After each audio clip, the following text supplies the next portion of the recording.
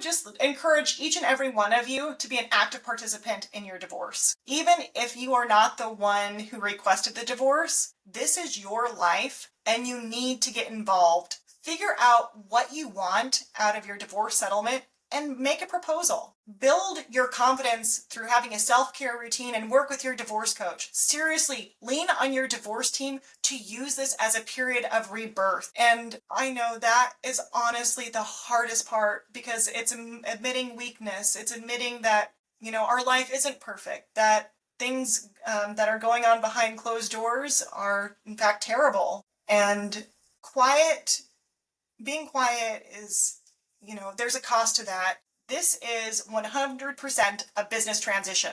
Once you get the emotions under control, this is 100% navigating the uncoupling of the marital estate, which was formed when you submitted your marriage certificate to the courthouse. A lot of people don't understand that. And so when they go throughout the divorce process, they're so used to this being like any other type of breakup. My clients always want, I'm like, okay, don't kill me because I'm going to bring up the D word, documentation.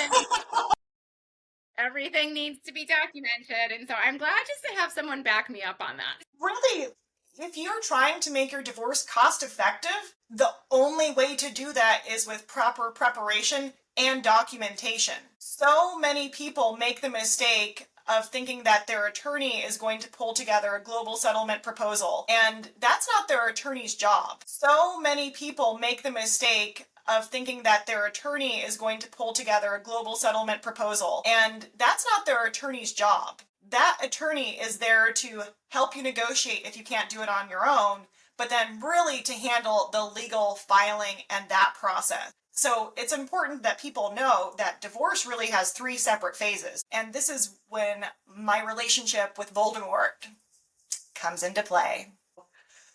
I hate the story, but I love the name that you've given him. And so for the listeners, do you want to explain Yes. So who that is? Dear darling Voldemort, he started off as a nerdy Tom Riddle, and I fell in love with him. He was my college sweetheart. He was brilliant, unabashedly amazing, a great engineer, but highly toxic. Seriously, lean on your divorce team to use this as a period of rebirth. I can't tell you how many people that I have seen use this as a period to punish the other person, and it doesn't really do it.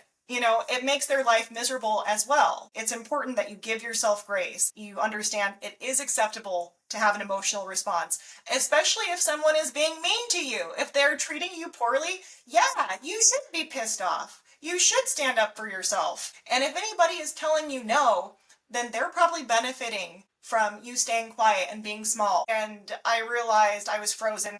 Our relationship was not good. He was lying to me, and there was several domestic violence incidents, but one in particular where he was choking me, and I had this come to Jesus moment where he was demanding an apology, yet he was choking my airway off, and I realized that there was no way that I could actually fulfill his request. And for some reason, that's when the switch in me flipped. And I knew it was going to take some time, but I was damned and determined to get out.